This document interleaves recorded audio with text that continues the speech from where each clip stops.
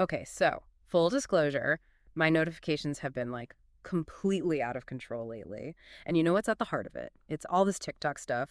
You guys have been sending in searches like crazy. And it seems like everyone is just totally confused about what's going on. I mean, some of you are asking, is TikTok back? While others want to know, when is TikTok getting unbanned? And then there are those really weird ones like, did Meta buy TikTok?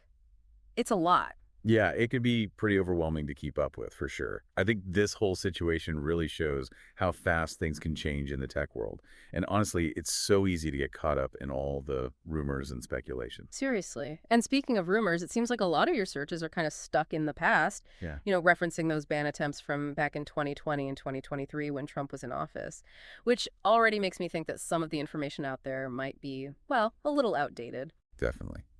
So maybe we should start with the biggest question. Is TikTok actually banned right now? Well, judging by your searches, it's not so clear-cut. We're seeing a lot of you asking, is it back? Or is it working? Which wouldn't be the case if there was like a clear nationwide ban happening. So it's not as simple as just like an on-off switch. There's more to it than that. Oh, way more complicated. It's almost like trying to solve a puzzle where the pieces constantly change shape. All right, well, that's definitely murky. So what are some possible reasons for all this confusion then? Well, one thing that jumps out is all the different locations mentioned in your searches. We see Canada, the USA, and even some mentions of other countries, which kind of makes me think maybe instead of one global ban, there are a bunch of different restrictions in different places. So maybe TikTok is working in some places but not others, which would explain why some people are having problems while others aren't. Exactly. And then there are all those searches about the App Store. A lot of you are saying you can't download or re-download TikTok. Right. I saw that. And that could be a few things. It could be a glitch on Apple or Google's end. Those happen sometimes. Or it could be that they changed a policy, maybe because of all the talk about TikTok. Interesting. So maybe it's not even TikTok's doing, but the app stores themselves. Yeah, that's possible. But here's where it gets really interesting. What if TikTok is actually pulling the app from some regions on purpose? Like while they're dealing with legal stuff, as a way to kind of get ahead of any potential bans. Whoa, pulling the app themselves? That's a pretty big move. But I guess it makes sense if they're trying to show they're taking things seriously. Speaking of taking things seriously, can we talk about all the VPN searches? It's honestly mind-blowing how many of you are suddenly interested in VPNs. Like everyone became internet security experts overnight. Well, it's understandable that people are looking for ways to get around things if they can't access TikTok directly. And a VPN, a virtual private network, can make it look like you're in a different location, maybe somewhere where TikTok's working fine. So you're tricking the system into thinking you're somewhere else. That's kind of clever. It is, but there's a catch. And this is important. If a ban is put in place by a government, using a VPN to get around it could be against the rules, legally speaking. Oh, wow. So it's not just a harmless trick. There could be real consequences. Absolutely. And I think that's a perfect example of why it's so important to be careful and get good information when you're dealing with stuff like this online. Those quick fixes aren't always the best idea, especially when there might be legal issues involved. Right. Makes sense. Okay, so we've got these regional differences, the App Store mysteries, and everyone going crazy for VPNs. But what about who owns TikTok? Lots of you are asking that. Who owns TikTok now? And there are even some theories that Meta bought it, which seems a little out there. It does. And as far as we know, TikTok is still owned by ByteDance. There haven't been any announcements of a sale or anything like that. So all that talk about Meta is just rumors at this point. So even the basic facts are kind of hard to pin down in this whole situation, huh? Exactly. It's a mix of speculation, old information resurfacing, and real stuff happening all at once. No wonder everyone's a bit confused. Totally. It's like trying to keep up with the news on fast forward. But before we move on, can we at least talk about why there's so much talk about banning TikTok in the first place? What's the big deal? Well, without getting into too many specifics, the main concerns are basically around data privacy, content moderation, and national security. Those are the big whys behind all this scrutiny. So it's not just about those viral dances and catchy songs. There's more to it than that. Right. Different governments and organizations are worried about how TikTok handles our data, what kind of stuff people are posting, and whether the Chinese government might have access to information about users. Okay, I'm starting to see why this is such a complicated mess, and I have a feeling we've only just scratched the surface. You're absolutely right. But we'll dive deeper into those underlying tensions in the next part of our deep dive. So welcome back to our deep dive into all this TikTok craziness. We've already covered a lot of ground, But as we mentioned before, there's like a whole other layer to this thing. Right. We talked about all that confusion around whether it's banned or not, what's going on with the App Store, and everyone suddenly using VPNs. But I think the big question is like, why? Why is TikTok facing so much scrutiny in the first place? Well, it all comes back to those three main concerns we talked about before: data privacy, content moderation, and national security. Okay, those big, kind of scary issues. So let's start with data privacy. What exactly are people worried about when it comes to TikTok and their information? Basically, it boils down to who owns TikTok. Right. Remember, ByteDance, the company that owns TikTok, is based in China. And that makes some governments and security experts nervous because they worry that user data collected by TikTok could end up in the hands of the Chinese government. Okay, so you're saying, like, the Chinese government could be getting access to all those silly dance videos and cat memes. I mean, that seems a little far-fetched. Well, it's not really about the content itself. It's more about the kind of information that can be gathered from user data. Things like where you are, what you're looking at online, who's in your contacts, even things like biometric data from those face filters. And all that data, when it's analyzed, can create a pretty detailed picture of someone and their habits. Wow, I hadn't really thought about it like that. It's not just about the funny videos, it's about the potential for, like, misuse of all that personal information. Exactly. And here's where it gets kind of tricky. TikTok keeps saying they don't share user data with the Chinese government. They've been pretty clear about their commitment to user privacy and data security. So they're saying, like, we're playing by the rules, basically. That's their stance. But there have been some reports and investigations that have raised questions about how they handle data and whether there might be vulnerabilities. So how are we supposed to know what to believe? It's like a he said, she said kind of thing. It is, and I think that's why it's so important to, think critically. Don't just take things at face value. Look for evidence. Try to understand different perspectives and ask yourself, like, who benefits from spreading certain stories? That's really good advice, but it's hard to do sometimes. I know, it's not easy. And to make it even more complicated, these data privacy concerns aren't limited to TikTok. We see it with a lot of social media platforms and tech companies in general. Right. It seems like every other week there's a news story about a data breach or some kind of privacy scandal involving a big tech company. Okay, so when data privacy is kind of a big question mark, what about content moderation? That was another area of concern you mentioned. Yeah, content moderation is basically about deciding what is and isn't allowed on a platform. It's about creating rules and guidelines to try and stop harmful, illegal, or inappropriate content from spreading. It's almost like being the bouncer at a giant online party, keeping things under control. So making sure people aren't posting stuff like hate speech or graphic violence and things like that. Exactly. And this is a challenge for any platform, but especially for one as big as TikTok. They have over 1 billion users around the world, and there's so much new content being uploaded every minute. It must be like playing whack-a-mole trying to keep up with all that. It kind of is. And then you have to Yeah. consider that different countries and cultures have different ideas about what's acceptable. What might be offensive in one place could be totally fine somewhere else. Yeah, so what's considered, like, too spicy in one country might be pretty tame in another. Exactly. And then there are concerns about how TikTok's algorithms might be, like promoting certain types of content, which could create echo chambers or even spread misinformation. Whoa, wait a minute. Can we unpack that a bit? Algorithms, echo chambers. I'm not sure I'm following. Sure, let's break it down. Imagine you like a few videos about, say, a conspiracy theory. TikTok's algorithm might notice that and start showing you more and more similar content, creating what we call an echo chamber. You're only seeing one perspective, Right. which reinforces what you already believe, and you might miss out on alternative viewpoints. So you're saying the algorithm kind of creates a filter bubble where you only see what it thinks you want to see, even if it's not the whole story. Exactly. And that can be a problem, especially when you're talking about sensitive topics like politics, health, or social issues. Algorithms are powerful, but they don't always understand the context or the intent behind something. That's kind of creepy, actually. It's like the algorithm is shaping your reality, even if you're not aware of it. Yeah, it's a valid concern. And it's something people are talking about not just with TikTok, but across all of social media. Right. It's not just TikTok. It's Facebook, Instagram, YouTube. They all use algorithms to decide what we see. Okay, we've covered data privacy and content moderation. Now let's talk about the big one. National security. I mean, surely everyone can agree that's important. You would think so.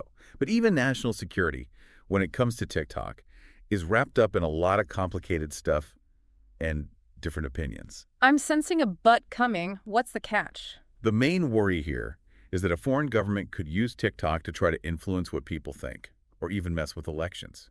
It's a serious accusation, and TikTok has denied it over and over. So they're saying they wouldn't use their platform for, like, political manipulation. Yeah, that's what they say. But the concerns haven't gone away. Some people argue that even if TikTok itself isn't intentionally doing anything wrong, the Chinese government could pressure ByteDance to censor certain topics or promote others because of Chinese law. So it's not just about protecting data, it's about protecting, like, democracy itself. Kinda, yeah. It's about making sure that what we see and hear online isn't being manipulated by other countries. And this isn't just a TikTok issue. It's a bigger conversation about the role of technology and social media in global politics, or what we call geopolitics. Whoa, for those of us who aren't political science experts, can you explain what you mean by geopolitics in this context? It basically refers to the relationships and power dynamics between countries. And technology, especially social media, is becoming a bigger and bigger part of those relationships. Countries are fighting for influence, control, and access to data, and platforms like TikTok are right in the middle of it all. So TikTok is just one piece of a much bigger puzzle. Right. And it's important to remember that how countries view these national security concerns depends a lot on their specific relationship with China. Different countries have different levels of trust and different priorities when it comes to security. That makes sense. It's not a one-size-fits-all situation then. Different countries are reacting differently based on how they see the risks. Exactly. Some countries have banned TikTok from government devices, while others have created stricter data security rules just for the app. And then there are some countries where TikTok is pretty much free to operate without much government interference. So it's a mixed bag around the world. It really is. And it's also important to understand that these decisions are being made in a very politically charged environment. There's a lot of posturing, blame games, and even misinformation being spread to try and push certain agendas. You mean there's, like, a lot more going on behind the scenes than we realize? Definitely. And that's another reason why it's so important to be critical of the information we come across. Don't just accept everything as fact, especially when it comes to something as complex as national security. Look for evidence. Consider different viewpoints, and always ask yourself, who benefits from this story being told this way? You know, that's good advice for life in general. All right, we've talked about data privacy, content moderation, national security. It's a lot to absorb, and honestly, it's kind of scary to think about how much power these social media companies have in our lives. So where does all this leave us? What should our listeners keep in mind as they try to figure out what's going on? I think the most important thing to remember is this. With so much information out there and things changing so quickly, it's crucial to be a critical thinker. Like, don't believe everything you read on the internet. Yeah, that's a good rule of thumb. It might sound obvious, but it's true. When it comes to TikTok specifically, focus on official statements from the company, government agencies, and reputable news sources. Don't just rely on random rumors or speculation you see on social media. So fact check, fact check, fact check. Got it. But what about those of us who just want to know if we can still post our dance videos? I get it, but even then, it's important to be thoughtful. Think about your digital footprint. What information are you putting out there? Who can see it? And are you okay with that? These are questions we should be asking ourselves all the time, whether TikTok is banned or not. That's a good point. It's easy to get caught up in the fun of it all and forget about the potential risks. And be careful about those quick fixes or workarounds, like using VPNs, especially if they involve getting around government rules. They could have consequences you didn't think of. Right, like we talked about before, using a VPN to get on TikTok if it's banned where you are could get you in trouble with the law. Exactly. It's always better to be safe than sorry and wait for things to become clearer. So basically, patience is a virtue, especially in the world of tech. Definitely. And things are still developing with TikTok. What we know now might be different tomorrow. So stay informed, keep asking questions, and stay engaged in these conversations about technology, privacy, and our digital future. I love that. It's like homework, but the good kind, where you actually feel like you're learning something. Okay, so we've covered a lot in this deep dive. All the confusion about the timeline, what's up with the App Store, the VPN craze, who owns TikTok, and all those bigger concerns about data privacy, content moderation, and national security. It's been a wild ride. But before we wrap up, we want to hear from you, our listeners.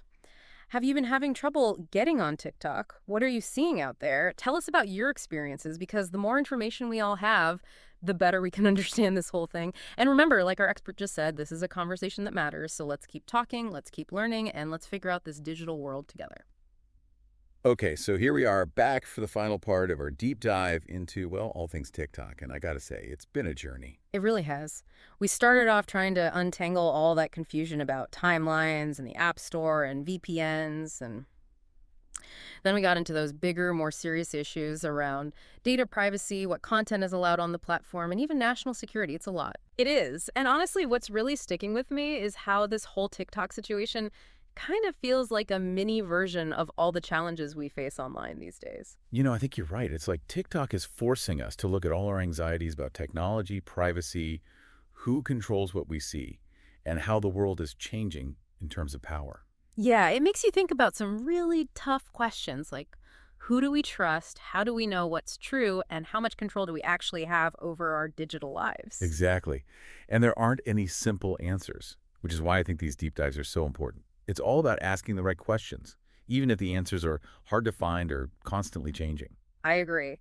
So, as we wrap up, what are some key things our listeners should remember as they try to make sense of all this, especially with technology changing so fast? Well, I think the most important thing is to remember just how crucial it is to be a critical thinker, especially now when we're bombarded with information all the time. Don't just take things at face value. Especially with something like TikTok, where, let's be real, the rumors and speculation are just out of control. Exactly. Seek out reliable sources, like official statements, government agencies, or reputable news outlets. Look for evidence, and don't fall for those clickbaity headlines or claims that sound too good to be true. So basically, channel your inner Sherlock Holmes. Question everything. Exactly. And remember that everything you do online leaves a trace. Think about what you're sharing, who can see it, and what that might mean down the line. Think before you post, even if it's just a silly dance video or something. That's good advice for, well, pretty much anything you do online, not just TikTok. You're absolutely right. And last but not least, be patient. The whole TikTok situation is still up in the air, and things could change at any moment. What we know today might be different tomorrow. So we're kind of in a wait-and-see mode, huh? Kind of, yeah. But that doesn't mean we should just sit back and do nothing. Stay informed, keep asking questions, and be part of the conversation about technology, privacy, and what our digital future looks like. I love that. It's like stay curious, stay engaged, and remember that this isn't a one-time thing. It's an ongoing process. That's a great way to put it. It's all about making sure we're equipped to make smart decisions in a world where technology is becoming more and more a part of everything we do. Couldn't have said it better myself. Well, I want to thank you, our expert, for taking the time to break all of this down for us. It's been really eye-opening. And to our listeners, thanks for joining us on this deep dive. Remember, stay curious, stay informed, and keep those questions coming. That's all for this episode of The Deep Dive. Until next time, stay safe out there, both online and offline. Today is your lucky day. Today is the day that our $3 website works for you, paying you directly to your PayPal daily. Imagine $3 ongoing continuous payments to your PayPal account. Imagine falling asleep and waking up to $300 in your PayPal account. How would this make you feel? How could this help you? What bills could you pay? What kind of fun could you have? What does that retirement look like now? All for a one-time payment of $3. This website is DFY done for you, fully built and completely hosted, and never stops collecting payments for you. You have spent $3 on coffee on a regular, but that coffee won't help you create multiple streams of income. Click the link below.